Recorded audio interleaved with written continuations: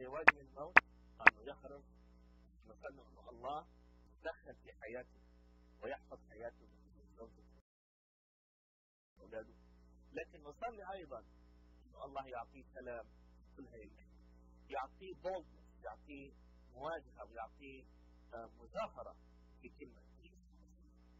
نشكر الله لاجل ابطال الايمان، رح نتكلم عن ابطال الايمان بعد قليل، لكنه هذا الايراني لابد نقولوا انه بشكل وثيق ثبت على ايمانه في المسيح. قالوا له اعطوه فرصه على انه يرجع يترك الاسلام، يترك المسيحيه ويرجع الى الاسلام بتهمه الرده، انه حرب يعني في الرده، لكنه بيقول انا اقدر اذكر شخص المسيح يقف على شخص المسيح. والان هذا طبعا الكلام جاء من قس فيروز اللي هو عضو مجلس الايرانيه. ففي شويه او نحكي نص الصفحه تتكلم عن الشخص. يا ريت القس اركان اذا ممكن تقرا لنا عنه، او اذا في الرب وضع قلبك من الموضوع. تفضل. مساء الخير او صباح الخير. على فكره هذا القس الايراني نادر يوسف آخاني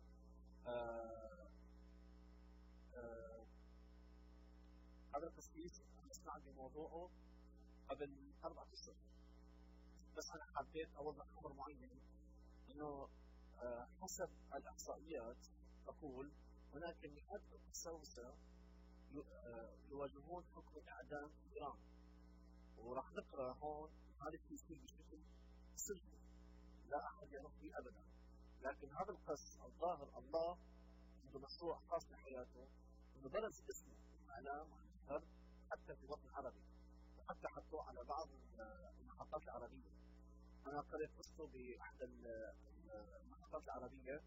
وهذا القس هو متزوج وعنده 2 أطفال، هو من خلفيه اسلاميه ويخدم الرب الان في ايران ويواجه عقوبه الاعدام.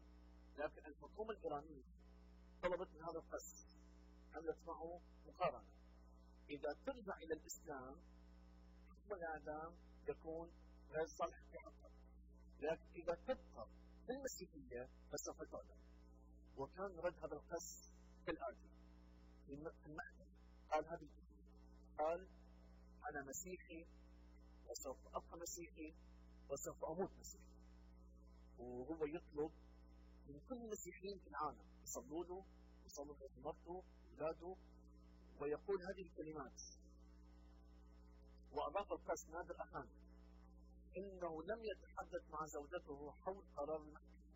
على فكره مانعين يتكلم مع زوجته، مانعين يتكلم مع اولاده، الا انه يحث الكنيسه على البقاء متمسكه وثابته في المسيح بحسب احد مسؤولي الكنيسه. وقد ابلغ محامي القس نادر آخاني حول قرار تنفيذ حكم الاعدام، على الرغم ان فريق الدفاع عنه لم يتلقى بعد اي اشعار خطي رسمي من المحكمه بقرار الاعدام. وقال القس نادر آخاني ان المحاكم في ايران لا تتبع دائما الاجراءات المناسبه، ومعروف ان لديها نظام قضائي سري للغايه. يا احبائي، في ايران هناك مئات القساوسه يواجهون الاعدام بشكل سري. واضاف ان للكنيسه مخاوف، وهو ان امر الاعدام امر لا مفر منه تقريبا. اي القس يوسف رفض تقديم حل وسط مع حكام ايران المسلمين، وتابع قائلا: اطلب اليه مؤخرا من قبل المحكمه الاعتراف بان النبي محمد رسولا من عند الله. المحكمه طلبت منه انه يقر امام العالم كله انه النبي محمد هو رسول من عند الله، لكنه رفض لانه لا يريد انكار ايمانه في المسيح، وهذا هو السبب في قرار الاعدام هذا. وقد تم اعتقال القس يوسف في العام 2009 حيث ألقى القبض عليه في مدينة فشت أثناء تسليم منزله ككنيسة، أو يستخدم بيته ككنيسة. لأن تعرفون بإيران ممنوع شخص ياخذ تصريح يبني كنيسة أو يبلش خدمة، لأن ببيته عم يعمل كنيسة وصار إلقاء القبض عليه هو بالبيت. حكمت المحكمة على القس نادر بالإعدام حتى الموت في نوفمبر 2010 بتهمة الردة أو ترك الإسلام، وكان الاستئناف الذي قدم ضده هذا الحكم رفض في 2011. وقالت المحكمة العليا يمكن إعدامه، ولكنها أضافت بأنها ستطلب أولا إعادة النظر. طبعا المحكمة الإيرانية، بس أحب ألفت انتباهكم، عملت إعادة النظر بسبب بعض المنظمات الحقوقية المدنية الغربية فتحت حوار مع الحكومة الإيرانية بخصوص هذا القص. فتحت الضغط قالوا راح نعمل إعادة نظر من قبل المحكمة نفسها التي حكمت عليه بالإعدام بالفعل. وقد أوضح القس نادر آخاني أن ما فعلته المحكمة العليا في الأساس هو دعم حكم الإعدام السابق. يعني عادة لما شخص ينكر في ثالث يوم يقطع أو يحكم عليه بالإعدام، لكنه من 2009 لليوم لا زال على قيد الحياة. أنه من إنه صلاة القديسين رجالات الله شعب الله شعب المسيح يتضرع أمام الله من أجل الشعب. لذا يا أحبائي الآن ننظر إلى أبطال الإيمان في الكتاب المقدس، ويقول في آية من الآيات خلينا بس أضعها أمامكم. يقول كلمات بسيطة عن الأبطال الذي لم يسجل الوحي أسماءهم، ويقول هذه الكلمات: الذين بالإيمان قهروا ممالك، صنعوا برا، نالوا مواعيد، سدوا أفواه أسود، أطفأوا قوة النار، نزلوا من حد السيف، وتقضي الجميع،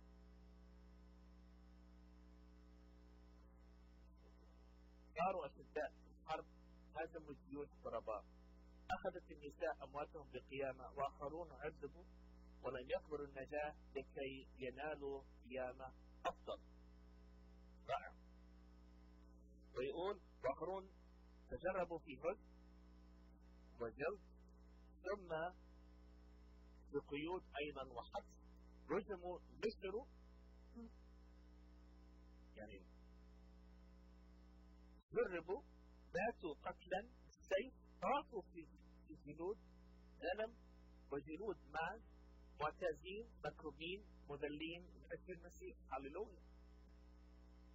هم لم يكن العالم مستحق لهم، سائلين في براري وجبال ومغاير وشقوق الأرض، فهؤلاء كلهم هم شهود بالإيمان لم ينالوا المواعيد. مبارك اسمه. هذا الرجل واحد من هذه المجموعة،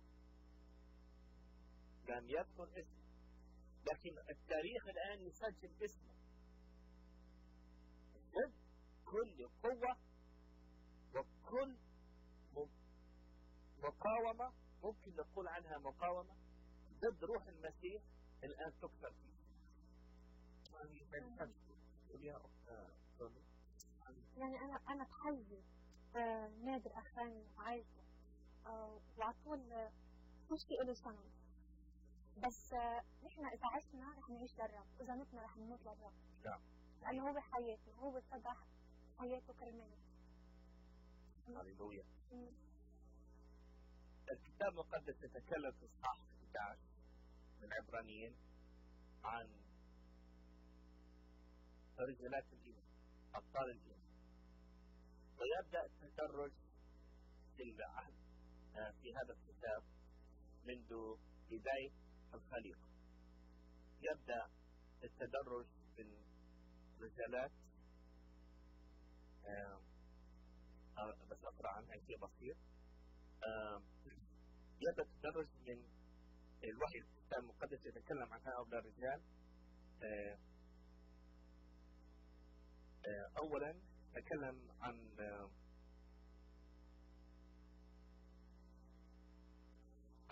أبي، عن أخدوه، وعن نوح. هذا ما قبل الطوفان. وبعد الطوفان يتكلم عن نوح وإبراهيم كأنه الوعد بالنفس. وأيضا يتكلم عن رجل الله يوسف وموسى. وبعدين يتكلم عن شخص، عن عصر النعمة ورجلات عصر النعمة للمسيح. ثلاث أو أربع مراحل يتكلم عن الكتاب المقدس ككل. يتكلم أيضا عن رسالات العهد القديم، ماذا كان صنعت الله معهم. فهل هناك شخصية لفتت انتباهك أخويا يوسف؟ نعم أستاذ، بخصوص أبطال الإيمان بس أول حاب أوضح شيء معين. في بعض الأشخاص فاهمين أن أبطال الإيمان هم فقط الأشخاص اللي مكتوبة أسمائهم في الكتاب المقدس، لكن اليوم في خبر صار أنت ممكن تكون رجل إيمان، أنت ممكن تكون امرأة إيمان. أبطال الإيمان هم موجودين في الكتاب المقدس وممكن يكونوا بعيننا اليوم. واحد من أبطال الإيمان هذا القسيس الإيراني نادر يوسف آخاني، هذا واحد من أبطال الإيمان اللي عايشين لحد اليوم. فالكتاب المقدس مليان بأبطال الإيمان، وأنت يمكن خلي أختي عم تساعدوني عندكم الفرصة إنه تكونوا أبطال الإيمان. لكن إذا نرجع إلى الكتاب المقدس هناك أبطال فرعون، باراق، شمشون، يفتح، داود، صموئيل والأنبياء وإبراهيم. لكن أنا اللي جذبني بصراحة مين قاطعك؟ عندي تلفون بكيف تقطع التلفون؟ يعني جاب التلفون وبعدين نرجع. يس. مين معنا على الخط؟ لو؟ أهلا أهلا بحضرتك وسلام للأسيس آخاني والأخت المباركة. ربنا يبارككم وحقيقي نشكركم لأن فعلا عايزين كده العالم كله يعرف إن إلهنا ليه شاهد في كل وقت وكل أوان. أمين. الراجل بعد بيت الملك. أمين. هم دول اللي بيشهدوا لرب المجد دلوقتي عشان العالم كله يعرف إن الإيمان المسيحي مستمر طول هذه القرون بقوة هؤلاء الأبطال اللي يمكن زي ما بتقولوا ما بنسمعش عنهم. وإذا كان الأسيس أركان بيقول إن هم منعين القس من إن هو يكلم زوجته أو أي حد من الكنيسة، لن يستطيعوا يمنعوا إن هو يكلم الله. آمين. فهو أكيد بيتكلم مع ربنا، وإحنا واثقين وبصلوات كل شاهدي قناة الحقيقة هيتمجد ربنا بإذن الله ويخرج هذا الأسيس من الحبس بقوة المسيح عشان يشهد العالم كله إن إلهنا قادر على كل شيء ولا يصعب عليه شيء أبدا. آمين. شاهد لهذا القرن بالإيمان القوي اللي احنا بنشوفه حقيقي بالإخوة المباركين في قناة الحقيقة. وأشكركم إن انتوا بتظهروا الناس اللي احنا مش شايفينهم ومش عارفينهم عشان تقوي إيمان الناس اللي إيمانها ضعيف وبتتهز وبتخاف. احنا يعني فعلا لازم نقف قدام الشيطان عشان الشيطان جبان وبيخاف لما بيلاقي ولاد ربنا متقويين بنعمة المسيح مش بقوتنا احنا، لأن احنا ضعفاء. ودايما قداسة البابا شنودة يقول الإنسان اللي بيقول أنا ضعيف ربنا بيقف جنبه ويسنده، لكن اللي قوي بقوته الشيطان بيغلبه. فإحنا ضعفاء بجسدنا لكن بقوة المسيح نستطيع إن احنا نقف قدام الشيطان. فأشكركم يا ريت دايما تفيدونا بهؤلاء الأفراد اللي فعلا شاهد لهذا القرن وهذا الوقت لرب المجد العالم اللي أصبح كله شرور. أشكركم وربنا يبارك في خدمتكم. ربي يباركك. شكرا يا أختي على تلفونك. أنا بتشجعك تتصل معنا، ما عنديش مانع. حابب إن آخذ أي مكالمة أعطى المتواصلين فيه ونتكلم فيه. بعض يا أختي صدقيني مئات المئات يموتوا حتى في السعودية. أنا بعرف بعرف أنواع كثيرة جدا. تكلمت معه ورفضوا انهم يرجعوا عن معرفة الرب يسوع. لكن في ناس لحظة يتقطع رؤوسهم فقط لانهم كبروا رؤوسهم بكل امانة. يعني الموضوع مش هنا، الموضوع انه ماذا ينتفع الانسان لو خسر فقط نفسه وجسده بنفس الآن، أو فقد جسده ونفسه بقيت حية أمام الله. في ناس بقول لك لا، أنا مستعد إني أتراجع عن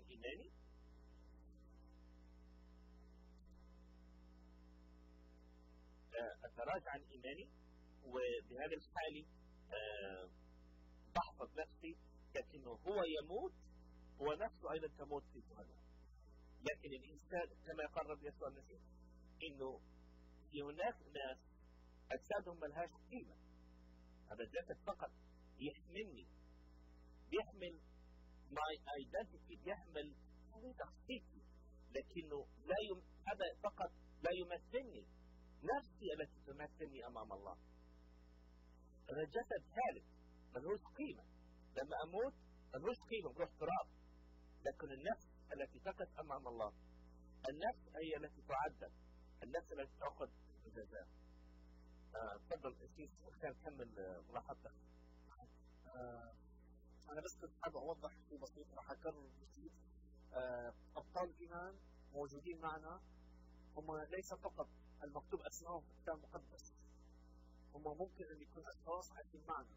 واحد منهم مثل هذا القسيس المبارك، هذا بطل إيمان، يوسف نادر آخاني، هذا القسيس. فأبطال الإيمان ليس بالضرورة إنه يكون اسمه مكتوب في الكتاب المقدس، وإنما أنت ممكن أن تكون بطل إيمان. لكن في الكتاب المقدس هناك أسماء، راح نتكلم عن هذه الأسماء، راح نتكلم عن حياتك اليوم.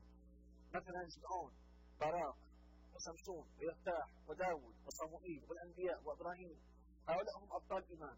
وأنت أخي أختي يمكن تكون بطل إيمان، أنا ممكن أكون بطل إيمان، نحن ممكن نكون أبطال إيمان. هذا الشيء ليس بعيد المنال، لا، وإنما هو في متناول يدك وفي قلبك. أنت عندك الفرصة أنك تكون بطل من أبطال الإيمان. هؤلاء الأبطال كتب اسمهم في كتاب مقدس، لكن أنت يكتب اسمك في السماء. عندك الفرصة أنك تكون بطل من أبطال الإيمان. لكن الأساس إذا بتسمح لي اليوم بس رح أوضح ما هو الإيمان. نحن عم نتكلم عن أبطال الإيمان، لكن شو هو الإيمان؟ كثير ناس عندهم مفاهيم عن الإيمان. شو هو الإيمان؟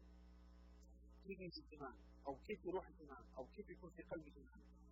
الإيمان، أنا جبت معي كتاب المقدس ترجمة كتاب الحياة، هو ترجمة مفسرة. يقول في عبرانيين الإصحاح 11 بالعدد 1: أما الإيمان فهو الثقة بأن ما نرجوه لابد أن يتحقق، والاقتناع بأن ما لا نراه يتحقق. الإيمان هو عطية من الله يأتي إلى قلبك، وهذه البذرة ممكن أن تكبر في حياتك وتكبر. لكن الخطوة الأولى هي أن تسمح للرب يسوع المسيح أن يدخل إلى قلبك. عندما الرب يسوع المسيح له كل المجد يزور قلبك، حياتك تتغير ويولد فيك الإيمان، وهذا الإيمان يكبر في حياتك ويثمر وتكون واحد من أبطال الإيمان. لا تفكر أنه الإيمان هو شيء بعيد المنال، هو في متناول يدك وفي قلبك. فقط افتح قلبك للرب يسوع له كل المجد، إذ جئت إلى قلبك بالإيمان، وإذ تتبرر بالإيمان تحيا بالإيمان. وحياتك راح تكون هي عنوان الإيمان، لا للحزن، لا للأتعاب، لا للإحباطات. نعم للإيمان، نعم للانتصار، نعم للارتفاع. الإيمان لا يلغي المشاكل، لكن الإيمان يعطيك قوة تقفز فوق المشاكل. نحن اليوم عم نتكلم عن أبطال الإيمان وعم نعرف شو هو الإيمان. أنا لا أتكلم وأقول إنه الإيمان يعني ما فيه مشاكل. أنا شخص عندي كثير مشاكل، لكن الإيمان يساعدني أن أقفز فوق المشاكل. الإيمان لا يلغي المشاكل، وإنما الإيمان يعطيني القوة أنتصر على التحديات وعلى الصعاب وعلى الأزمات الموجودة في حياتي. فالإيمان يأتي تسمح للرب أن يدخل إلى قلبك، لأنه الثقة بأن ما نرجوه لابد أن يتحقق، والاقتناع بأن ما لا نراه موجود حقا. يمكن في بعض الأوقات أنت لا ترى أمور لكن هي موجودة. يعني أنا بحب أعطي مثل، اليوم شفنا مثلا امرأة حامل وهي حامل الشهر الثاني أو الشهر الثالث، هي بتقول إنه أنا حامل، بس نحن ما بنعرف إنه هي حامل. ليش؟ لأنه ما في نظهر إنه هي حامل، لكن أقل من أشهر حبيبي نحن ما في ننكر إنه هي حامل. ليش؟ لأن هالشيء موجود بس نحن ما بنشوفه، بس في تقدم الأيام راح نشوف البطن عم تكبر شوي شوي. فالإيمان بحياتك يكبر شوي شوي. فنحن ناخذ مثل عن ذلك لتصح السيس، كيف ناخذ إبراهيم؟ يا تفضل. ربي يبارك. إذا حابب إني أسمع كمان من الأخت لورين. شو الرب حط على قلبك بالنسبة للإيمان؟ نعم، بالنسبة للإيمان يمكن عم نحكي عن أبطال الإيمان، وحكينا عن القسيس نادر. بقى بس بدي أحط ملاحظة، لأنه للمشاهدين في الأشخاص عم يشوفونا ما يخافوا، مش ضروري الشخص بده يقدم يكون بطل بالإيمان رح يكون نهايته أو إعدام أو شيء هيك. كلنا فينا نكون أبطال إيمان بكثير طرق. فينا نكون أبطال إيمان بصمودنا، بمحبتنا، وقت نترك الله يحبنا نستقبل محبة الله. وقت بنكون عم نصمد بصموئيل الثاني 23 بيحكي عن الشخص اللي ما ترك السيف، لزقت ايده بالسيف، وهيدا يدل على صموده لآخر وقت. فينا نصمد نحن وببيوتنا كستات، فينا نصمد نحن كشباب، فينا نصمد كشيوخ، فينا نكون أبطال بكل شرائح المجتمع. فينا نكون أبطال على كل المستويات، فينا نكون أبطال. مش بالضرورة، ما تخافوا، مش بالضرورة أن نكون نهايتنا نهاية هيك ولو إنه هذه النهاية بتشرفنا. وكمان حابب أقول للمشاهد ولو نحن بأول الحلقة إنه كل شخص منكم، كل شخص أنت أو هو، كل شخص منا الله خلق فينا بطل. بس ابحث عن هذا البطل فيك، أنهض البطل اللي فيك، أنهض هذا البطل اللي فيك. بس قبل هذا كله لازم تكون فوتت يسوع على حياتك، لأنه هو البطل، هو الأعظم، هو رح يخرجك تكون بطل، لأنه بدونه ما فينا نحن نكون أبطال، وإلا بنكون عم نخدع أنفسنا. يمكن تشوف حالك بطل رياضي أو بطل بنواحي متعددة بالحياة، بس هذا بيكون شيء وقتي. بس الرب يسوع اللي هو الحياة واللي هو القيامة خليه تبقى حياتك، لأنه هو رح يقومك ويقوم البطل اللي فيك. إذا بتحب تختبر هذا الشيء شاركنا، احكينا على التليفون، نحن ناطرين اتصالاتكم. تفضل. الإيمان، أبطال الإيمان هم كثيرين جدا لا يعدوا على الأصابع، لكن الكتاب المقدس يذكر أبطال العهد القديم وعهد الجديد، لم يذكر حتى أبدا، لكن يذكر أنهم عذبوا، جلدوا، قتلوا، نكبوا وهلم جرا. لكن شوفي يقول آية آخر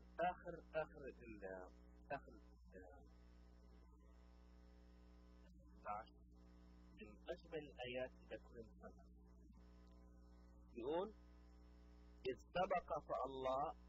سبق الله فنظر لنا شيئا أفضل لكي لا يكملوا بدونه. هللويا. مين بيعرف معنى هذا الكلام؟ هذا الكلام هذا إنه هؤلاء كلياتهم مع كل عملهم بدون عمل المسيح ملهوش. كل إيمانهم وكل عمل إنه لا يكمل إيمانهم إلا بمجيء شخص المسيح حتى نكون إحنا شركاء في هذا الإيمان، أبطال في الإيمان. كثيرين جدا ياخذوا الباتريارك معناها نزيرات الله اللي جاهدوا وماتوا وبيعملوهم ابطال وقديسين، لكن الكتاب المقدس يحث على انه سحابة هاي الابطال، سحابة هاي الشهود لم تنتهي بعد الا اذا عند مجيء شخص الرب يسوع. صحيح. صح؟ لم تنتهي فقط للرسل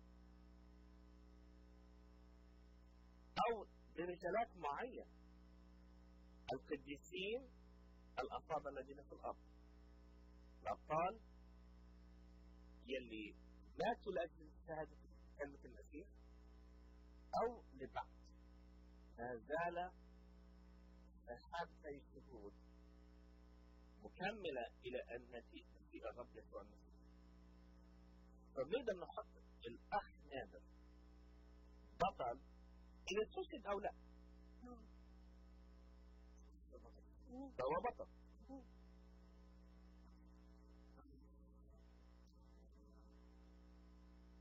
لأجل هذا حابة أقول لك الكتاب المقدس يتكلم عن الأشخاص اللي قرأ عنهم القس الكتاب يقول: وماذا أقول أيضا لأنه يعوزني الوقت أن أخبر عن جدعون. من هو جدعون؟ جدعون يرمز إلى ضعف شخصيتنا وضعف إمكانياتنا. يقول أيضا عن براق. براق يتكلم عن ضعف شخصيته. سمسون يتكلم عن ضعف حالته الروحية. يفتح يتكلم عن ضعف إمكانياته وعن ماضيه كأنه ابن ثاني. داود يتكلم عن ضعف إمكانياته.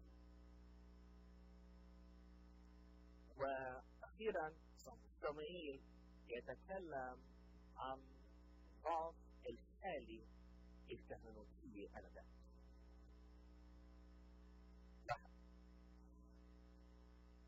أبطال خرجت من ضعف وليس من قوة.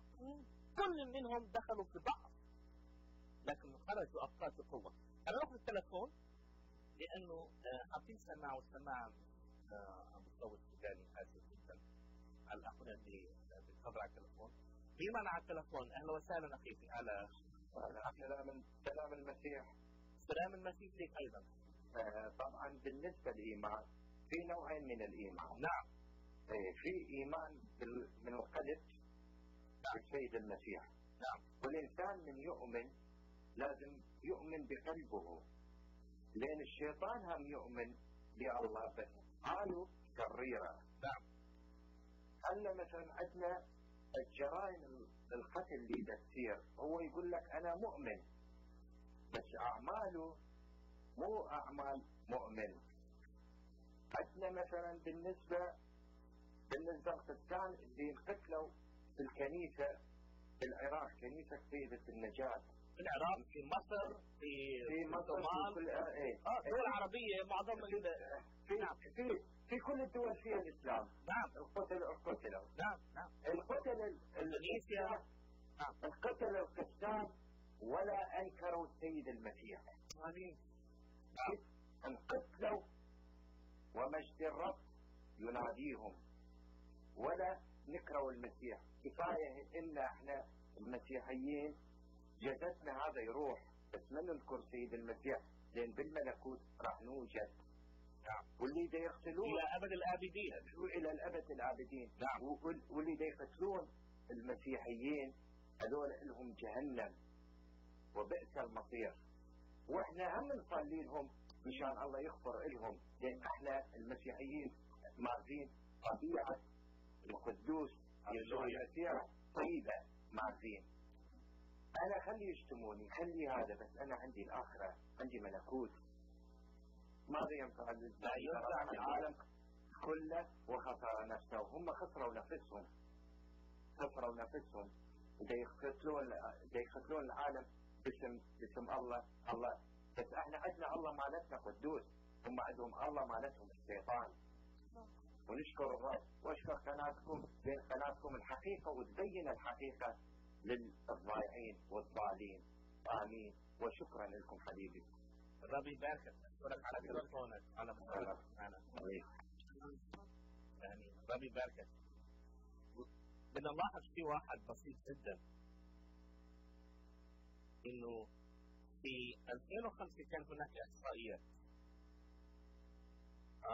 1,450,000 زي هيك مكسور ماتوا من المسيحيين، ماتوا من اضطهاد وموت.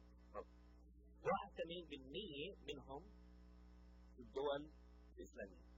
81% اللي ماتوا في الدول الإسلامية. 81% يعني أكثر من 1,000,000 وشوي، 1,200,000 ماتوا في الدول الإسلامية.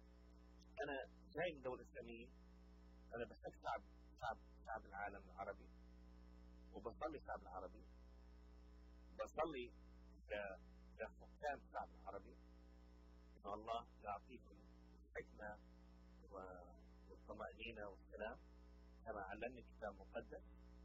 لكنه الأشياء التي تصنع الأبطال هي الضغوطات، المشاكل الصعبة. مفيش بطل من لا شيء، لابد انه يبرز بطل يقف امام جرية البطل. لابد يأتي داود ويقف امام هذا البطل، يقول وخرج واحد من صفوف الفلسطينيين وخرج رجل الله داود. احنا نتكلم عن هذه المواضيع في الايام القادمة، لكن حابب اني اسمع شيء بسيط عن ابراهيم اذا ممكن. اي نعم. انا بس احب اوضح شيء بسيط، انه انا كشخص عراقي انا في غايه الاسف والحزن المفروض كان استاذ العراق عم تفجر. بس قبل ما احكي عن شخصيه ابراهيم احب احكي عن هذا الموضوع. شوف انا كشخص عراقي شوف كان استاذ العراق كيف تتفجر، كيف الناس تموت، مثل كنيسه سيدة الحجاج، او مثلا السيدة المطران رحبه قتل في مدينة الموصل، وكان قتله بشكل شديد جدا. بس لكن كنيستنا في العراق هي ثابتة. بالعكس أنا حسنا عم بسمع أحيانا في أشخاص أبناء المسلمين اكتشفوا الحق عم بيجوا عن المسيح، وكنيستنا عم تمتلئ بأشخاص مسلمين اكتشفوا الحق، ورغم تركيز كنيستنا بالعراق لكن صليبنا مرتفع. أنا بس حابب أوضح هذا الشيء لأنه كل الأشخاص العراقيين بيسمعون أنا كشخص عراقي، لكن صليبنا مرفوع بالعراق. وأنا أحب أتكلم عن إبراهيم وسأل القديس إبراهيم هو كلداني. فكرة إبراهيم هو كلداني، هو من أرض العراق، من أرض طور الكلدانيين. في عراقيين يسمعوني فنسمع لأبونا إبراهيم اللي هو من أرض هو ابن عمه، يعني فينا نقول إبراهيم هو من عظام الضأبة. فاليوم أنا اخترت أحكي عن إبراهيم. فالسيس إبراهيم الشيء اللي لفتني في إبراهيم وأنا عم بتأمل بشخصية إبراهيم إنه ليس شخص آمن وإنما كان رجل إيمان. يعني هناك فرق بين شخص يؤمن وشخص إيمان، يعني شخص ولد في الإيمان. وجذبتني هذه الآية اللي بصراحة بحب أشاركها معكم أحبائي المشاهدين، وإذا في عندكم اتصال في التسميحات نشارك مع بعض. مثلا هذه الآية أنا كثير جذبتني بإبراهيم. عبرانيين إصحاح 11 بالعدد الثامن يقول وبالإيمان لبى إبراهيم دعوة الله فترك وطنه وانطلق إلى أرض أخرى وعده الله بأن يورث إياها، ولما خرج من بيته كان لا يعرف أين يتوجه. لاحظ القصيص أن إبراهيم الله قدم له الدعوة من أرض الكلدانيين، قال له اذهب إلى الأرض التي أنا أورثها لك، لكن إبراهيم لا يعرف إلى أين يتجه، لكن مجرد أن سمع صوت الله راح. لاحظ ليس هذا فقط. إبراهيم لم يكن بالبدء مؤمن، يعني يعبد أوثان. لكنه الله يتكلم مع الإنسان فهيم القلب، لأنه الإنسان الذي ليس عنده قلب لا يستطيع أن يسمع الله. فهيم القلب هو الذي يأخذ كلمة الله وتصنع تربة جيدة إلى قلبه. ويقول الكتاب المقدس عدة أماكن إنه هو مثلا عن إنه ليبيا بعد الارتواء فتح الرب قلبها، ليس فتح عقلها. الإيمان في الحياة الإنسان المسيح، الإيمان أخوي الحبيب، لا الإيمان لا يرى. الإيمان ليس بالفهم. يقول لك فهمني كيف الدين تبعك بيمشي وأنا مستعد أؤمن. الإيمان لا يرى. الإيمان أولا الرب يسوع سؤال: ترين فتؤمنين، تؤمنين فترين. الناس يشوفوا بعد قصة.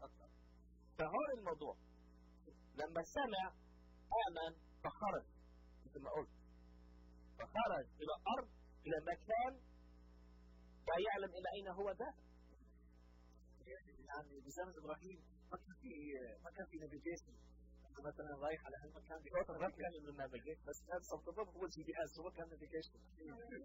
السيسي بتصحي في كتلي عبرانيين 11 والعدد 9 تقول: وبالإيمان كان يرحل كالغريب من مكان إلى آخر في الأرض التي وعدوا الله بها، وكأنها أرض غريبة، وكان يسكن في الجام مع أصحاب يعقوب شريكيه في الأرض الوعد.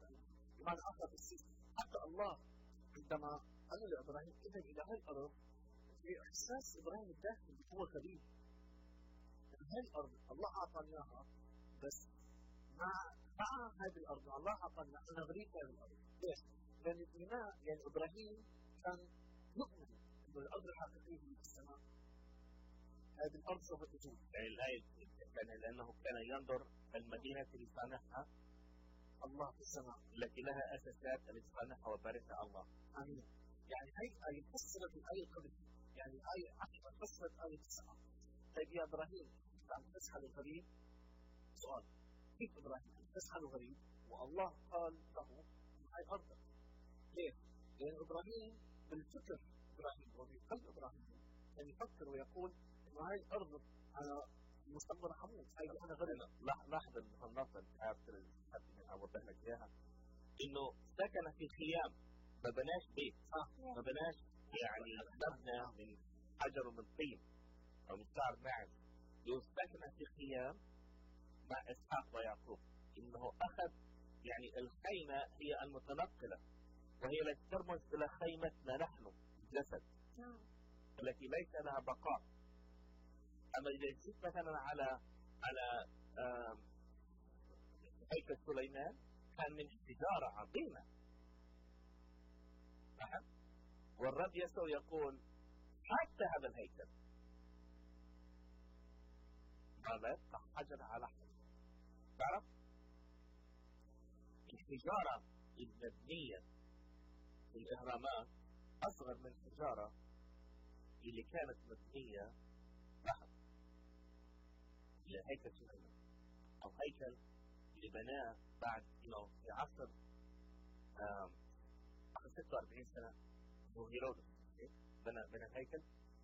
أخذ أكثر بحث، أكبر حجارة كانت، لكن لم تبقى حجر على حجر. ومع أن الإهرامات حجارة أصغر لكن بقيت. المدرجات الرومانية ما زالت موجودة. ليش؟ هيكل سليمان أو هيكل لما بني مرة أخرى قدم، لأنه تنبأ عليه شخص الرب يسوع. أنا الحجارة بقول لك كانت كبرى 15 قدم في 15 قدم في 15 أو 20 قدم في 20 في 20. يستحيل إنها تبلى، إنها تنحت بسبب العوامل الجويه او المياه او الثلج او شيء ولا بنقول ما جرى، لكنه تنبأ عليه شخص رب يسوع. نتكلم هذا الموضوع مره اخرى. نكمل. لا بحب اسمع منك حتى نتشارك مع بعض. بس لانه رح انتقل احكي شوي عن ساره كثيره.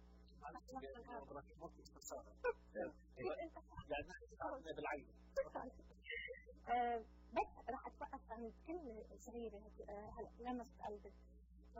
ساره زوجة ابراهيم، بانت ساره زوجة ابراهيم قدره على الانجاب، فولدت ابنا مع انها كانت قد جاوزت سن الحمل، وذلك لانها امنت بان الله الذي وعدها بذلك لابد ان يحقق وعده. أين نحن من كلمة لابد أن يحقق؟ أنا هيدي الكلمة لمست قلبي، هي لابد أن هذا الإيمان اللي ما بيتزعزع. بس هيك عم توجه للمشاهدين إن نحن من بعضنا، هل نحن هلا عنا هذا الإيمان ما بيتزعزع إنه الرب اللي وعدنا لابد أن يحقق؟ لابد يعني لا مش عم نشوف وبرغم كل شيء عم نشوفه لابد أن يحقق. هيك بتشوف عزيزي المشاهد وعزيزتي المشاهدة، خلينا عم بس لنفس الأكيد بس رح كنت عم توقف عند هيدي النقطة الأخيرة. شكرا. إذا الإيمان ليس بالفهم وليس بإني أرى وبعدين أؤمن. الإيمان هو اللي بيحكوها بالإنجليزي present tense، يعني مضارع تام. الآن it's now. الإيمان هو الآن الإيمان، ليس بعد قليل مثل مريم ومرثا أؤمن يا رب إنه سيكون، يعني in the future بالمستقبل. أنا أؤمن في اليوم الأخير، أؤمن أنا أؤمن إني راح أشفى بس ما بعرف متى. الإيمان هو اليوم الآن. راح أتكلم عن الموضوع مرة أخرى، لكن الموضوع اللي أنا عاوز أقول لك إياه اليوم لازم تفهموا إنه الإيمان is a present tense، مضارع تام في حياتك. الآن هو الإيمان. في ناس ما يعرفوش هذا الكلام.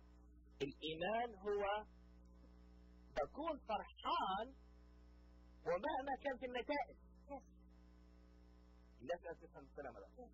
يعني النتيجة إذا أنا الله أعطاني إيمان في قلبي والنتيجة مش كل ولا بد، الآن أنا فرحان.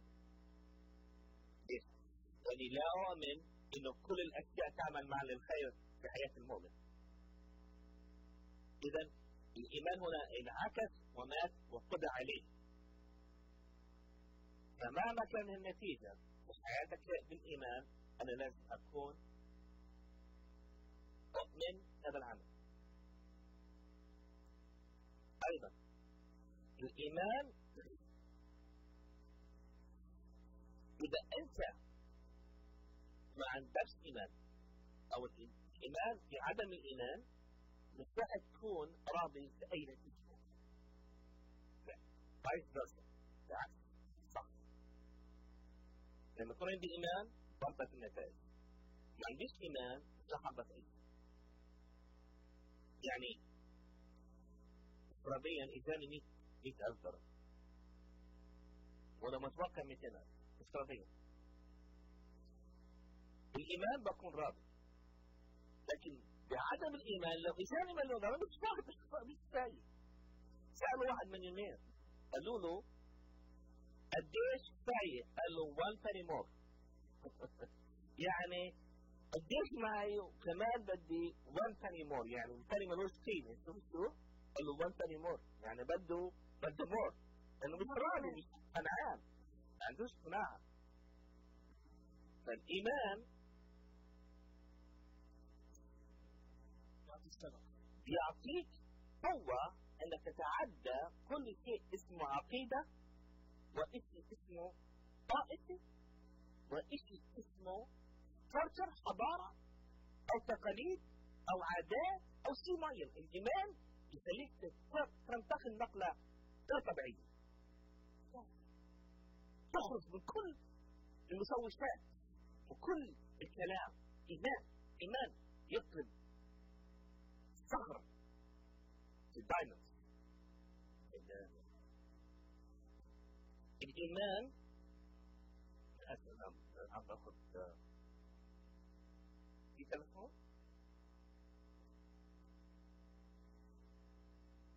الإيمان هو في كلمة الله. من هو الكلمة؟ إذا الإيمان في مين؟ في يسوع. من هو يسوع؟ الله المتجسد. الأشياء التي لا ترى. من هو الذي لا يرى؟ شخص الرب يسوع، شخص الله. الله لأنه الله الآب هو جوهر الله. الآب هو جوهر الله. الابن هو كلمة الله. الروح القدس هو العاملة في الإنسان وفي الحياة. هو الروح القدس هو الماجنت، هو المغناطيسية اللي بتجمع كل شيء، لا تتحرك إلا بقدرته، إلا بقدرة الروح القدس. الروح القدس هو شخص وليس هو. الروح القدس هو هو وليس روح. بنتكلم عن الإيمان. الإيمان موضوع طويل جدا ورائع جدا، لا أتكلم عنه أكثر من وضوح، لكن خلينا ناخذ أيضا الشهداء في تلفون. أهلا فيك يا حبيبي، ربي يباركك. الله يبارككم. أنا من السيد يوسف من العراق. أهلا وسهلا فيك. أنا مسيحي، أنا طفل، أنا مؤمن. أهلا وسهلا، تفضل حبيبي. ألو؟ نعم. تفضل. أيوة، فأنا إيماني قوي يعني بالرب يسوع المسيح أم الرب. أنا كنت أغير عمري 14 سنة لحد الآن، وبعدين أنا واجهت المسيح 2006. يعني شفته بالمنام أنا بقعد برتفع يوم على يوم، وجيت نفسي أنا بصافح شخص، بديناته الاثنين صافحته وبعت عليه هو ملامح المسيح ولابس الثوب الأبيض وشاح على وجهه وقال لي أنت زين كل زين. بالعبارة يعني قابلني هو المسيح بعد ما كنت طفل وأصلي في العراق وأزور الكنائس كلها مؤمن. الرب يسوع المسيح هو عنده كلمة قالها بالإنجيل: تعالوا إلي صغارا أقبلكم القياء الفكري والنفس. يعني هو الإيمان قال همين لو عندكم إيمان بقدر حبة الخردل قلت لهذا الجبل انطرح من هذا المكان فينطرح. نعم. تشبه أثقل شيء بالكون هو الجبل. يعني أنت لو هل قد عندكم هل تزرع الإيمان، فكيف ما عندكم أشياء صعبة بحياتكم وضيق، فبالإيمان هذا الضيق يزول، لأنه إيمانكم هو يخلصكم بالحياة، لا يخلصكم غير شيء. نعم. ربي يباركك. فهو المسيح اجى للعالم كله، مش بس احنا المسيحيين ولا اي طائفه، اجى للعالم بخلاص العالم كله. البشريه اللي مثل ما يقول اللي تآمن بالمسيحيه حتخلص.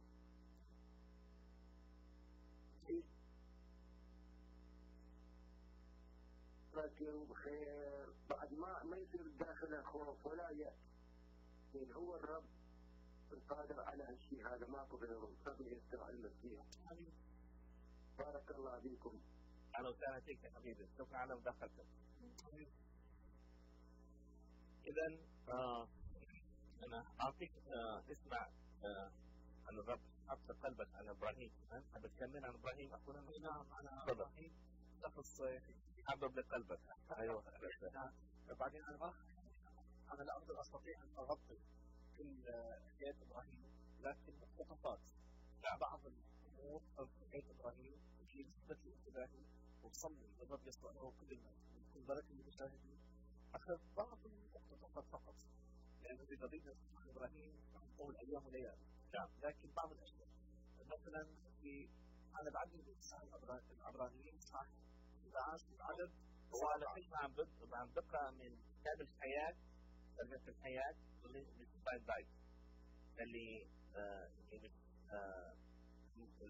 اللغة مش لغة لدانا، هي نفس الترجمة لكن مبسطة عشان للفهم أكثر. بالضبط. يعني في ترجمة في الحياة، في ترجمة فان فحتى المشاهد يكون هو يختار وين يشوف هذا. مثلا بإبراهيم 11 من عدد 13 يقول: وبالإيمان إبراهيم أيضا لما امتحنه الله قدم إسحاق ابنه، فإنه إذ قبل وعود الله قدم ابنه الوحيد ذبيحة، إذ مع أن الله قال له بإسحاق سوف يكون لك نسل يحمل اسمك. فقد آمن إبراهيم بأن الله قادر على إقامة إسحاق من الموت، والواقع أن إبراهيم استعاد ابنه من الموت على سبيل المثال أو الرمز. يعني هي الأسيس الله كلم إبراهيم وقال له أنه من خلال إسحاق سوف يأتي الوعد. بمعنى آخر بإسحاق سوف يأتي المخلص، سوف يأتي المسيح. قصده وضح هنا مهم، ليس من خلال إسماعيل اللي هو الذي جاء بحسب مشيئة الجسد، إنما إسحاق الذي هو بحسب مشيئتي أنا. هو ده الأصل يعني. آمين. ليس من خلال الجسد، من خلال الروح. نعم، حسب مشيئتنا. من هذه إسحاق يعني الوعد يأتي لا بحسب مشيئة البشرية، نعم، وأنا بحسب مشيئة الله الحياة. لأنه تدبير جسدي كان هو إسماعيل، لكن تدبير الله هو إسحاق. نعم. لكن بإسحاق صاحب الوعد، الله قال له بإسحاق سوف يأتي المخلص صاحب الوعد. الله امتحن إبراهيم وقال له هذه الكلمات الصعبة. أنا برأيي الشخص هذه الكلمات صعبة جدا. قال: قدم إسحاق ذبيحة لي. يعني أنا لأكون صريح معكم مشاهدين، وبدي أكون صريح مع التسليم. أنا لما كنت إبراهيم يعني أتردد كثيرا أقدم ابني. أولا لأنه ابني، اثنين الطبيعة الجسدية هي ما تسمح لي أقدم ابني، والشيء الثالث إنه أنا راح أشك هل هذا الله؟ كيف هذا الله قال لي أقدم ابني وبهذا الابن أعطيه وعد؟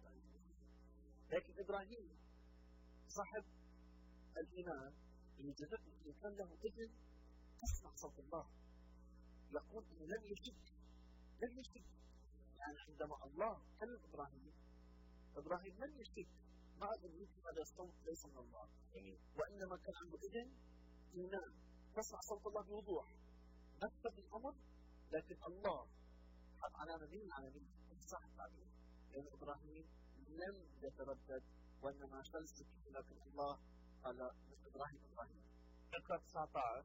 أنا قاعد باللغة عندي هذه، فعندك 19.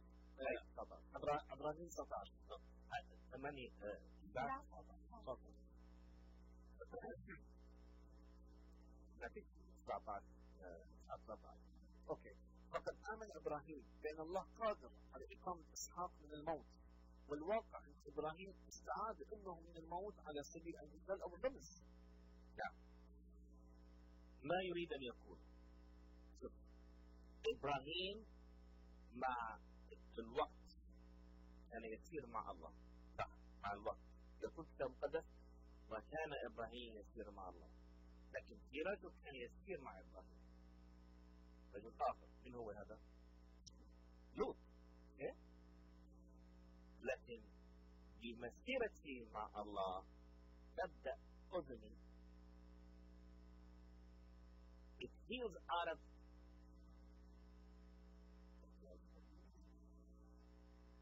تشفى من الطرش الروحي في حياتي. بمسيرتي معه تبدأ أذني تولد بسماع صوته. يحاول الضغط الروحي على السمع. تتولد يعني التون بالإنجليزي، يعني واحد نطيق على الراديو وتقعد تعمل توليد للإذاعة حتى يجي الصوت واضح 100%. بدأ يسمع صوت الله بوضوح. معاملات القدير معاه طوال الوقت اثبتت على انه انا بسمع صوتك بوضوح بصراحه الصوت. مع انه الطلب صعب لكنه سماعي لصوته ثاني اللي ابتدأت تاخذ طابع روحي. اذني الدرس اللي فيها سماع صوت العالم. يقول الكتاب المقدس انه خرافي تسمع صوت. امين امين امين. أشكر الرب اللي رب سمانا خراف وليس ذئاب. تعرف ليش الخراف؟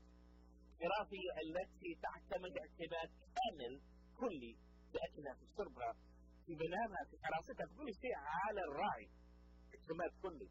ما قال على تبع المسجد مش على غريزتك حيوانية. لكن شخص المسيح عامل مع إبراهيم معاملة عجيبة. بدأ يسمع تولى فدانه يسمع صوته. فلما سمع هذه لم يتوانى ما تأخر أبدا باب الدعوة. إيه؟ لأنه خلص سمعت صوت حديدي قارعا فأنت علي أحساني. شوف يحكي عروس المسيح مع انها كانت عندها نوم روحي وميتة نايمة في فراشها نوم روحي، لكنه لما سمعت الصوت لبت الدعوة. قمت بأفتح بس هي الأصل. هللويا. صح. ما بدي أكمل. خلي ما نكون مثلا نتأخر. والله بالدعوة. أنا نوم روحي. شو بتحب تقولي؟ لا أنا معك. كارولين كان عن شوي عم تحكي إنه بالإيمان في فقط العلم. أنا بحب أسمع كارولين في أول شيء فقط الاستسقاء بالإيمان ممكن شوي فقط العلم. أمين. يعني نحن بالإيمان كل شيء بصير بالإيمان. بدون إيمان ما فينا نرضي الرب. وبالإيمان نستقبل نعمة الله على حياتنا. بالإيمان نستقبل نعمة الله على حياتنا. والنعمة هي كلمة كتير كبيرة ونحن اليوم مش عم نتحدث عنها، بس إذا نتحدث بس مقتطفات فينا نكون عم نحكي قديش في قوة بالنعمة وقديش في أمور عظيمة بالنعمة. النعمة مش بس هي لتستر لنا أخطائنا، النعمة مش بس هي لتخلصنا، هي النعمة هي قدرة الله لحتى تعطينا نعيش حياة فوق طبيعية. يعني هذا كنت أحب شوي ركز عليه لأنه كمؤمنين بحب وعلى قلبي نكون عم نعيش حياة فوق طبيعية. يعني كان عم فينا إنه في اتصال نرجع نحكي عليه. عاوزك تفكر بالفقرة دي. يقول إيمان المؤمن هو عبارة عن حصيلة معرفته وحقائق عن شخص المسيح. آمين. آمين. آمين. لاحظ يعني هاي من روح القدس. من حصائل معرفتي عن شخص المسيح يكبر إيماني، لأن المسيح هو الله الظاهر في الجسد. هلو أهلا وسهلا. أهلا فيك أخوي الحبيب. أهلا. هلو مين معنا على التليفون؟ أهلا أختي. الرب يباركك. أهلا وسهلا. أنا فيك.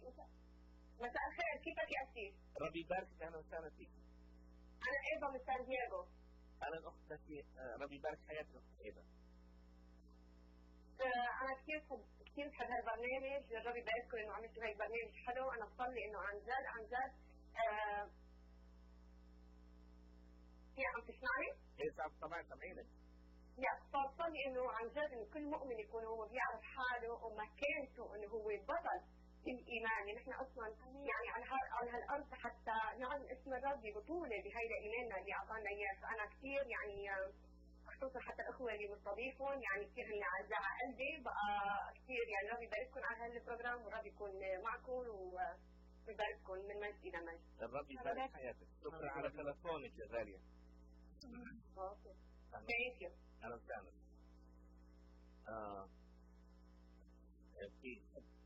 في معين؟ لا أنا أكمل. أنا حكيت نكمل لانه قطعنا كثير الاركان وبعدين سامحوني انا عم باخذ مقتطفات.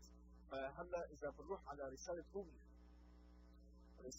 روميا والاصحاح الرابع والعدد 17 يقول: كما قد كتب اني جعلتك ابا لامم كثيره، انه اب لنا في نظر الله الذي امن والذي يحيي الموتى ويستدعي الى الوجود ما كان غير موجود. هللويا. اذ رغم انقطاع الرجاء فبالرجاء امن ابراهيم بانه سيصير ابا لامم كثيره وفقا لما قيل له بهذه الفتره سيكون مسلم.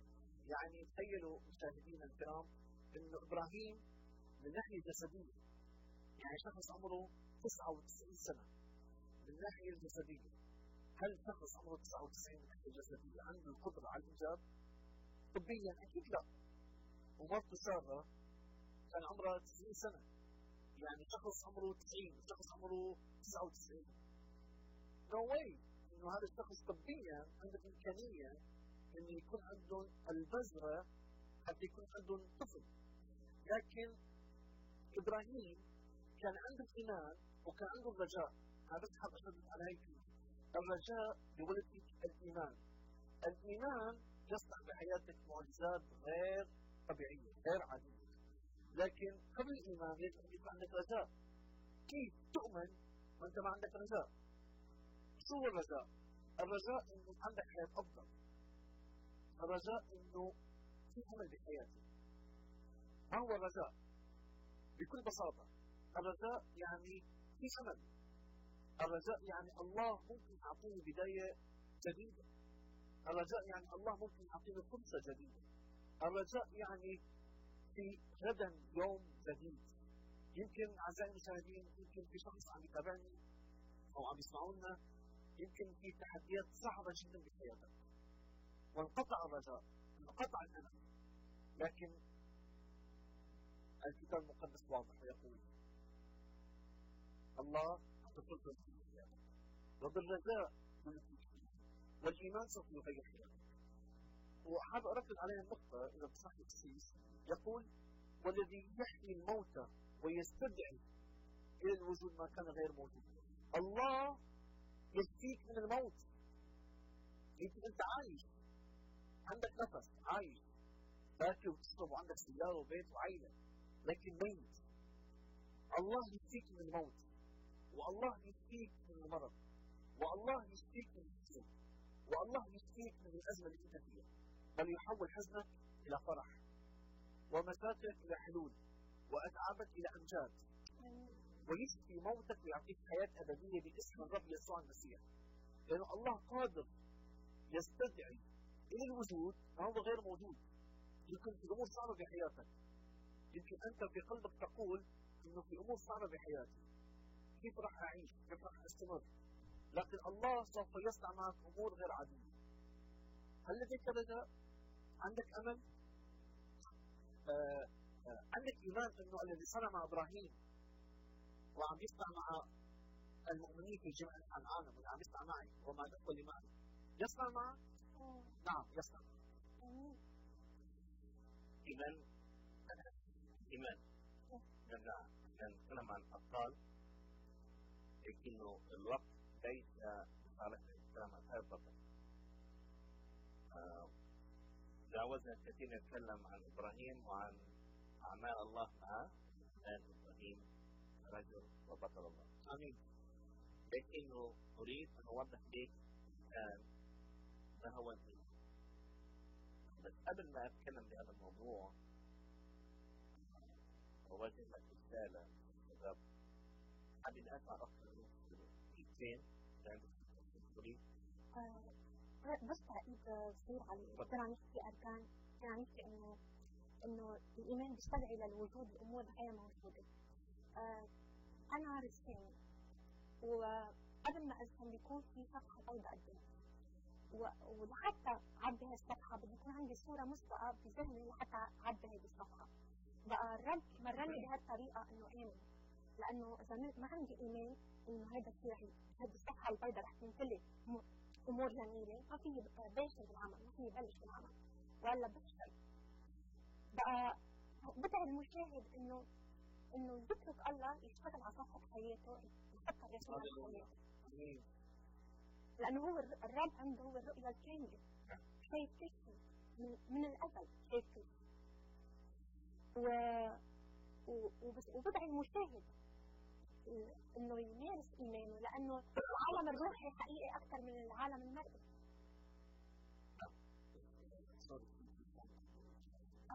اوكي تفضل. ما بنت.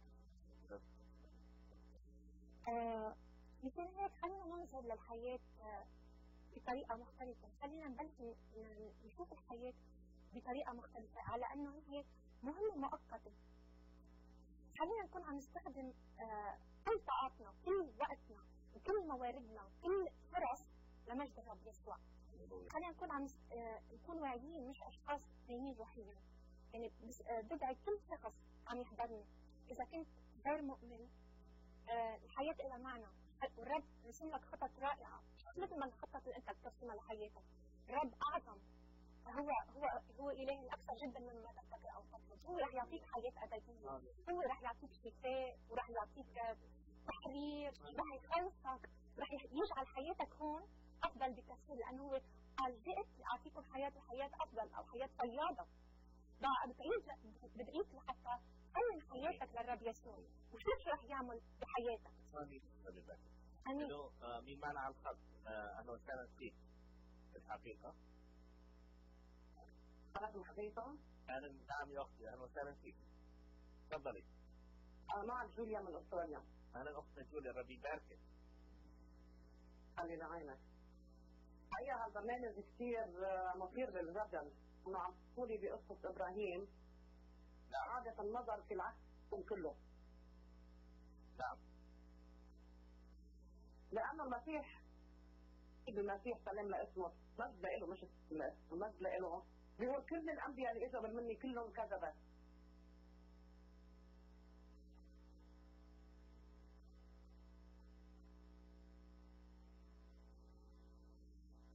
تفضلي، أنا بسمعك.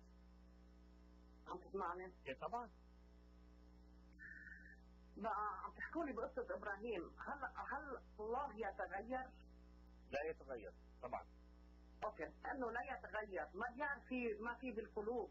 فيقول له لابراهيم روح خذ ابنك واذبحه، او يقول له ليشوع روح اقتل الفلسطينيين وبيد الارض كليتها ونشوف وانشر الدم بالارض. يعني هذا اله عادل؟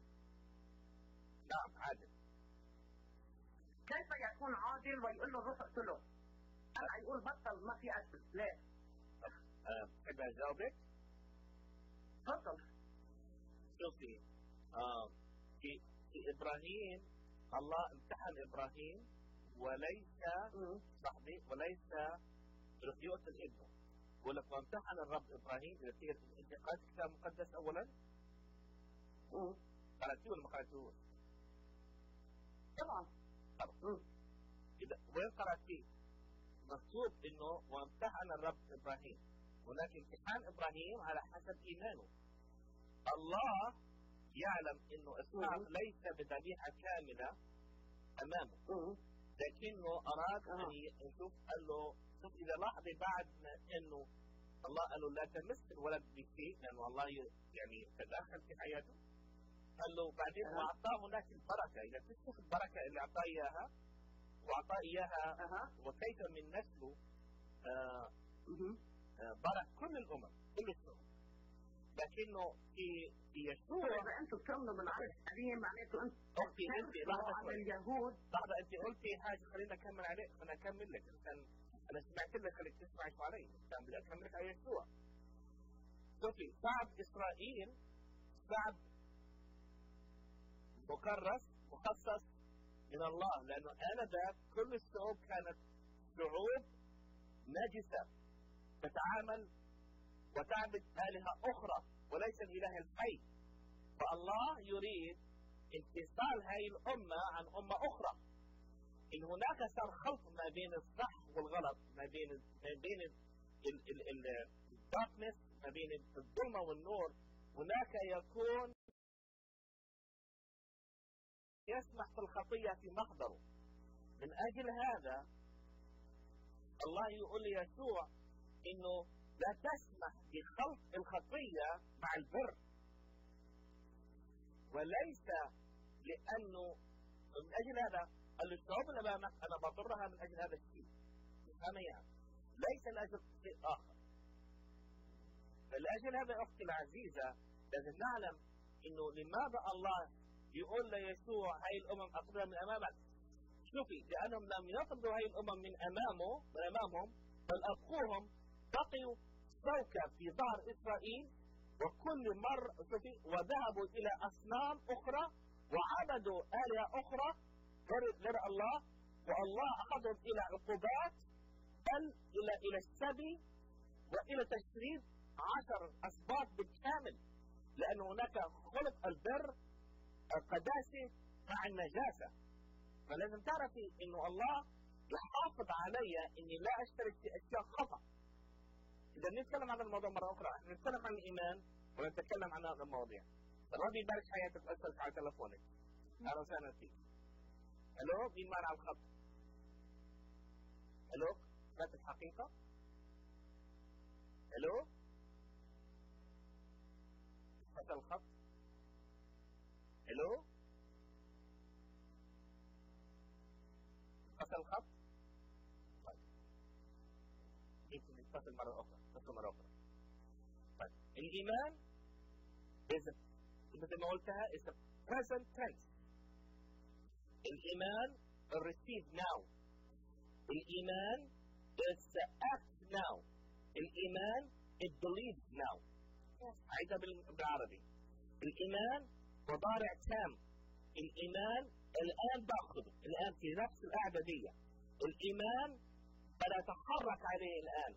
الإيمان إني أنا أؤمن now. أؤمن في اللحظة هذه. ماذا أريد أن أقول؟ أنا معيش وقت. معي دقيقتين بس أفكر الحلقة. راحة.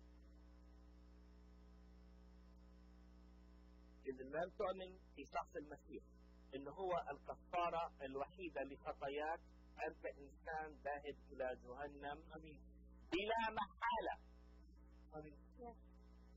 الوسيط الوحيد ما بين الله والإنسان هو شخص المسيح. هو الذبيحة في العهد القديم، وهو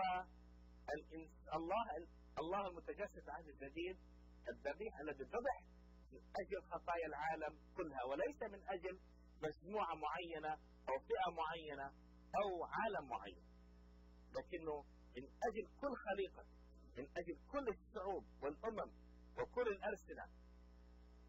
شخص المسيح هو الطريق الوحيد إلى الله. هو الحق والطريق، هو الطريق والحق والحياة. من يؤمن فيه لن يرى الموت. إن آمنت في شخص المسيح وقبلت شخص مغير لحياتك، عندما يأتي لحياتك يغير طبيعتك، يغير فكرك، يغير قلبك، يجعل منك إنسان آخر، إنسان روحي، إنسان قوة، كثير بقوة. إذا على هذا الأساس لاحظ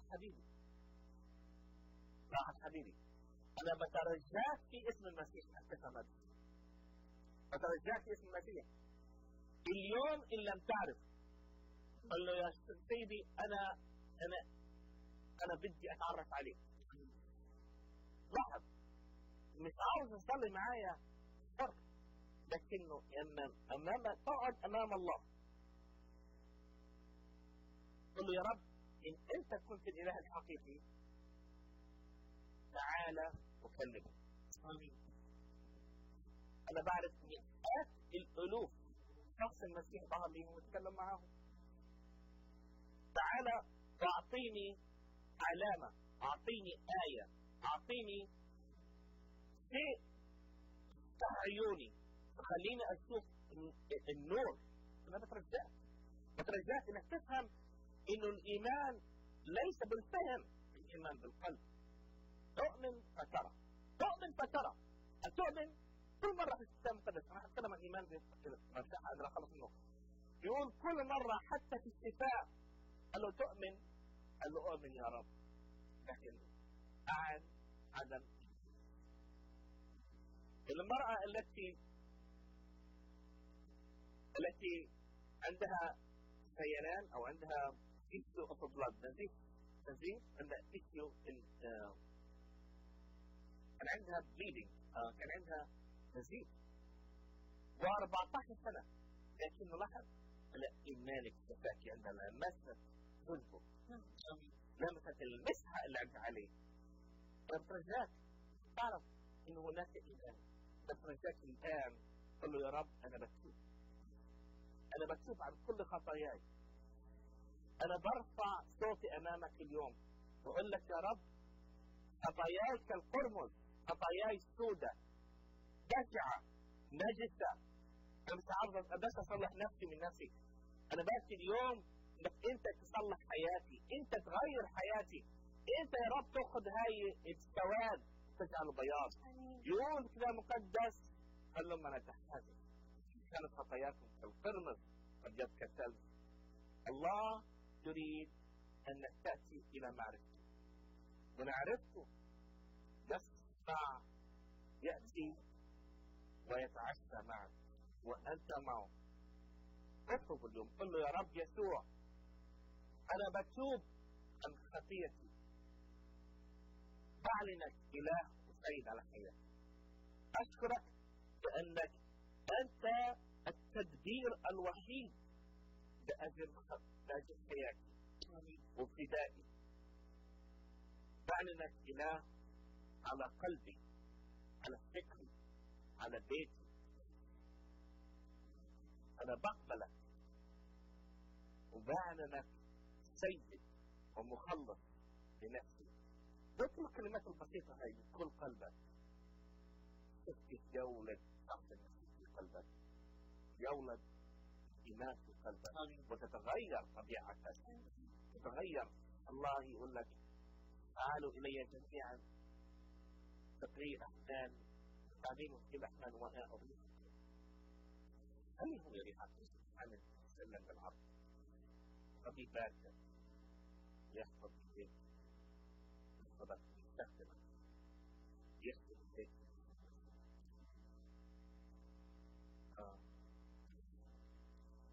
وإلى اللقاء في مرة أخرى أنا عارف إن التلفون آخر لكن أنا عارف إن الوقت متأخر هل تبيني أخذ التلفون يا أخي العزيز؟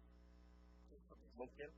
أوكي أنا عارف إنه الوقت انتهى لكنه في تلفون أنا حابب إني أخذه مين معنا على الخط في الرب يباركك الو اهلا الرب يباركك اختي انا كنت معك بالاول وشعت انقطع الخط علي رجعت اتصلت مره ثانيه حتى اقول لك شغله انا كلام اللي عم تقوله هلا كل هالفتره الربع ساعه اللي نصتني فيها على الخط نعم كلام رائع جدا وانا لا اشك بالمسيح نهائيا بس انا اشك بالعهد القديم خالص لانه لا يجوز ان الرب يتغير من حال الى حال اول شيء بدي اسالك مين اللي كتب العهد القديم؟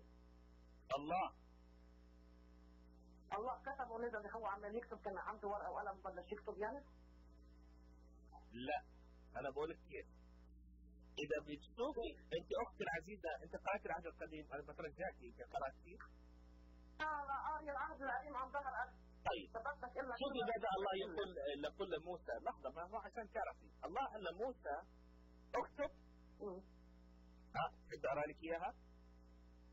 افضل بدي اقرا لك وين الله قال له اكتب؟ ما هو قال له ان حط ايدك لانه كان عم لا شلون يا اختي لا الخروج قال له اكتب عشان نعرف الكلام يعني هو ليس فقط كلام شايفين؟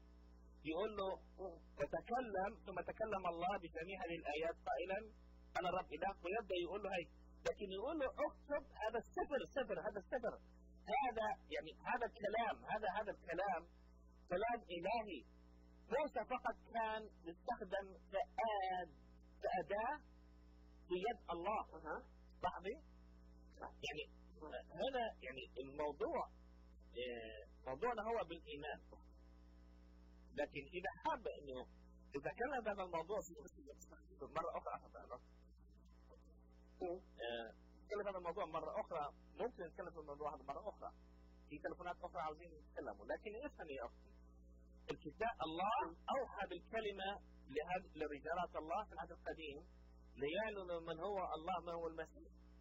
ويقول كتاب يعني انت عم لحظه يقول يسوع المسيح لحظه يا اختي لحظه عشان تسمعي عشان تفهمي. يقول الرب يسوع فترسل كتب لأنها تجد فيها حياة وتجد فيها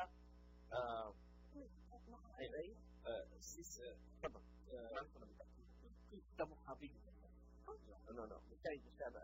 شخص المسيح بفهمه هذيك من لكن يقول انه فترة الكتب لأن تجد فيها حياة. فترة الكتب أن تتكلم عني هو نفسه يقول ما هي الكتب اللي كانت موجودة أنا ذاك أيام المسيح كانت كانت العهد القديم هو أيام المسيح الكتب تتكلم عن شخص المسيح. نعم إذا بتريد هل الكتب مختصرة بس بالعهد القديم؟ عم بيقول فتشوا الكتب، يعني في كتب كثير كتبت عن المسيح. لا لأنه المسيح بس أنه أول شيء ما كتب العهد القديم أنني جئت لأكمل لأكمل أناموس موسى اللي في عدة نواميس كان. لا يا أختي لا يا أختي أوكي لحظة ما هو أنت تفسير غلط. جئت لأكمل مش معناها إني أكمل، لا مش معناها إني يعني أكمل كتابات، لا لأنه لحظة معنى كلمة جئت لأكمل عشان تفهميها لأنه أنت عم تفسر من عندك يا أختي معناها إنه بدوني أنا كل الكتب اللي كتبت ملهاش قيمة والمواعيد ملهاش قيمة وكل شيء ملوش قيمة. أنا هو الذي يكمل التطبيق الحرفي للكلمة لله إنه هناك يكون خلاص وشخص المسيح. معناها إني أنا الذي بوجودي وموتي يكمل العهد القديم يكمل الكتاب المقدس. إن لم يمت شخص المسيح كل الأنبياء وكل الآباء ورجالات الله لهاش قيمة. هذا معناها. ربي يباركك أختي العزيزة. نحن موضوع آخر نتكلم في يوم آخر في الموضوع هذا. ربي يباركك وأهلا وسهلا فيك. كنت سعيد أن أشكرك أن عم تشارك معنا. أهلا وسهلا.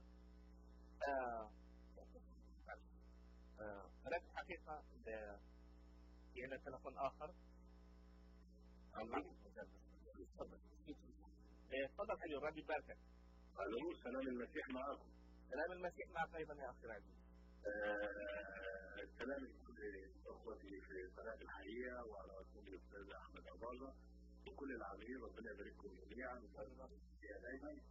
انا اعتقد الاخت جوليا يعني راي على مساله نعم الاخت جوليا كانت بتتكلم على ان الله يوم هو يقتل بنتكلم تقريبا على اله الاسلام لان هو امر بالقتل والذبح والحاجات دي. لكن حضرتك يعني بينت كويس قوي حضرتك ربنا يبارك حياتك. شكرا يا حبيبي. الله يخليك صراحه رائع وربنا يباركك ويبارك كده وانت رائع في التوحيدات. بس هي الاخت جوليا انا اعتقد ان هي تقصد اله الاسلام هو امر بالقتل يبقى طبعا ربنا عمره ما يؤمن بكده. المسيح لما جاء قال جئت لألقي سيفا لا يلقي حبا. ليه؟ سيفا سيف الكلمة. لكن في ناس بتفهم ان زي مثلا كلمة سيف يلقي سيفا فهو يلقي يعني يبقى في قتل، لكن لا المسيح جاء ليلقي سيف الكلمة هي كلمة الحق. فأرجو ان مثلا من انجاز اختي جوليا بتاعت استراليا يعني تقصد اله الاسلام اعتقد كده. فارجو ان حضرتك جناب الرئيس يعني ممكن توضح الحته دي. اشكر محبتكم وانا اسف للاطاله. رب يبارككم وعليكم مع حضرتك من فرنسا واحنا بنحب نشوفكم دايما ونسمع صوتك الرائع لكل اخواتنا المباركين في قناه الحياه. ربنا يبارك حياتك. شكرا يا حبيبي رب يباركك. شوف ما يريد بشخص الرب ألقي سيفا معناها إنه بمحبتي الناس راح تترك آبائها وأمهاتها وأخوتها وأحبائها. فراح يكون هناك سيف يقطع ما بين الأخ وأخوه. بتلاقي الأخ الاخ المسلم اللي عرف شخص المسيح امه عاوزه تقتله، اخوه يقتله. بتلاقي الكني بتكره عمتها لان عمتها عرفت شخص المسيح. بتلاقي وهذا مجرى، هذا هو السيف الذي يقطع ما بين الظلمة والنور، ما بين معرفة شخص المسيح وبين آخرين. أنا لي صديق تعرف على شخص المسيح، إنسان شرير وهو عايش شرير وهو مسيحي يعني بالاسم، لا يعيش حياة المسيحية. ولما عرف المسيح وعاش المسيح أبوه قطع من الورث، قال له أنت اتخليت عنا، أنت شرير، أنت بالسجن. لكنه قال له إذا أنا خسرت نفسي أنا ورثتي هو شخص المسيح. آمين. فيا أحبائي السيف معناه هنا يا حبيبي إنه ألقي السيف لا سلاما، يعني معناها إنه سيفصل السيف الذي هو الفاصل ما بين الإخوة، بين الأحباء، بين أخوي وأنا وأخوي كنا نحب بعضنا. حصل إني أنا تعرفت على شخص المسيح وهو غيور على دينه، فيرفع السيف ويقطع رأسي ويضربني ويتبرى منه. أنا بعرف مئات الألوف من المسلمين تبروا أهلهم عنه. بعرف قتلت ابنها عندما عرفت اسمه قتل نفسه. أنا بس كنت حابب أوضح فتنة قصة أستراليا جوليا بالنسبة لمتاوس الثانية والإصحاح الثالث والعدد 16 يقول الوحي إن الكتاب بكل ما فيه قد أوحى به الله، وهو مفيد للتعليم والتوبيخ والتقويم وتهذيب الإنسان في البر. بمعنى آخر كل الكتاب هو موحى به من الله، إن كان العهد القديم وإن كان العهد الجديد. واحد. اثنين، المسيح تكلم عن إبراهيم، وإبراهيم كان عايش في العهد القديم. بمعنى آخر المسيح إبراهيم رأى يومي وتهلل، تكلم عنه تهلل. نعم. بمعنى آخر المسيح كيف رأى طيب؟ نعم. هذا السؤال كثير حلو. صح. أمين. بعدين يصير في شيء كثير مهم إنه إحنا قراءتنا كانت من العهد الجديد، لكن إبراهيم موجود في العهد القديم. بمعنى آخر هناك تزاوج بين العهد القديم والعهد الجديد، لأنه كلهم موحى به من الله، وهناك آلاف المخطوطات. يا ريت مرة استعمل حلقة عن آلاف المخطوطات الموجودة. وعلى فكرة 24,600 مخطوطة موجودة في 6 دول. نعم.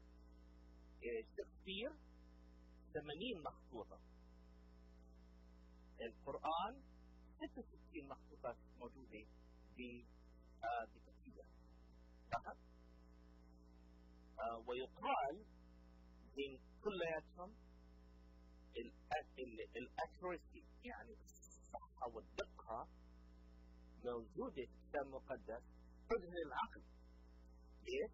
لأنه كتبت في 24,600 مخطوطة على مدار 1300 سنة. 66 كاتب 66 كتاب 40 كاتب 40 كاتب كتبوا بالوحي بنفس الفكر.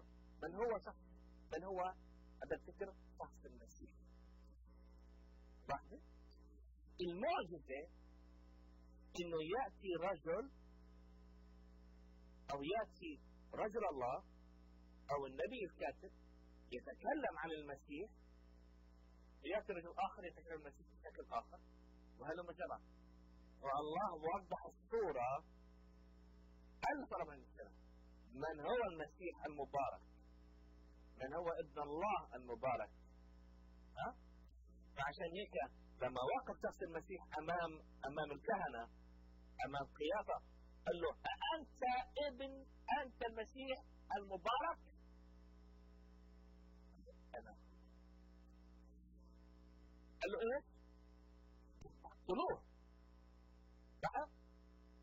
حكم عليه بالموت مجرد إنه قال هذا الكلام. ليش؟ لأنهم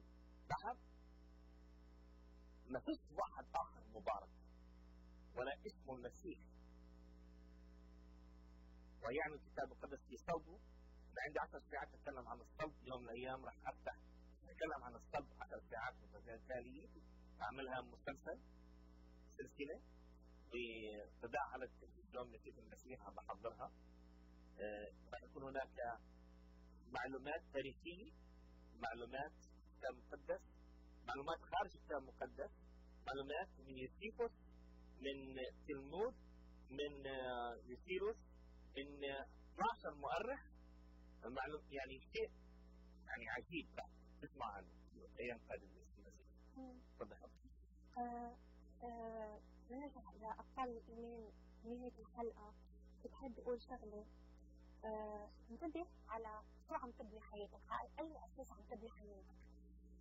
في كثير أشخاص يمكن عندهم كثير أعمال خيرية وأشخاص لطفة وطيبين وبيساعدوا الآخرين، بس إذا هذا الأعمال ما كانت مبنية على أساس الرب يسوع المسيح كله باطل. وإذا أنت ممكن تكون بطل بالإيمان، أنت مؤمن وممكن تكون بطل بالإيمان، بس ممكن كمان تكون منبوذ من الآخرين. يمكن يكون إيمانك منه إنجازات وأمور ما يعني فينا نشوفها، بس أنت تكون عم تطيع الرب بكل أيام حياتك، عم تصير مع الرب بكل أيام حياتك. انتبه حياتك، انتبه، مش كل شيء ممكن، مش كل شيء إنجازات.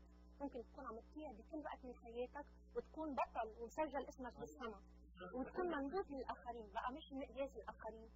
الرب يعني ربي يبارك. بعد دقيقتين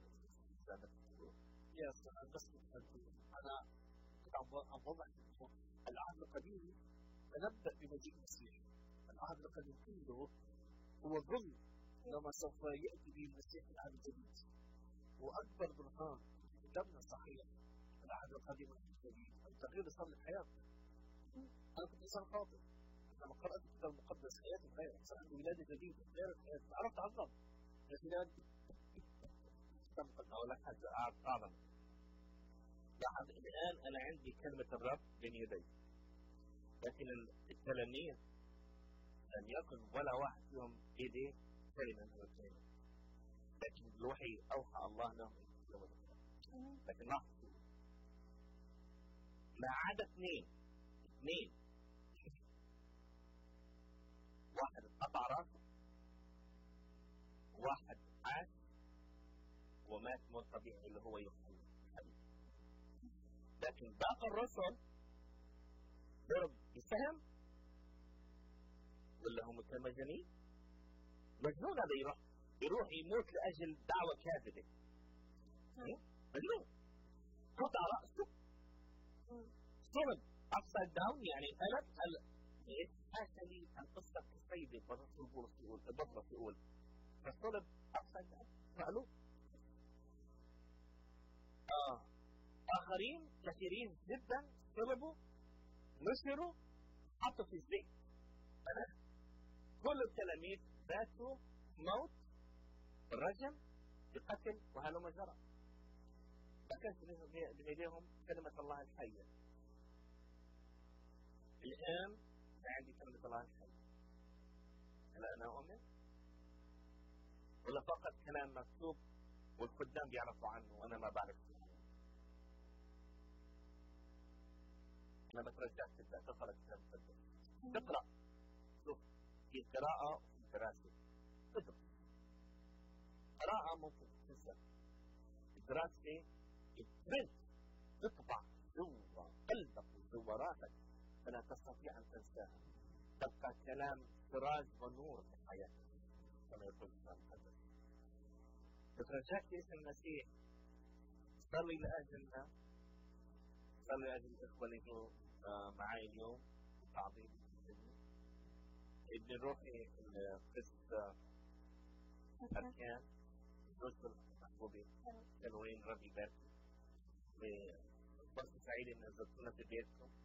أذكر الأحباء اللي اتصلوا فينا وربي يبارك خليك في أستراليا يحفظك الرب من الشر والشر. فرصة سعيدة إنك تسمع صوتك أيضا. بسلام المسيح الذي يفوق كل عقل يحفظ قلوبكم وأفكاركم في المسيح يسوع. والسلام الله معكم.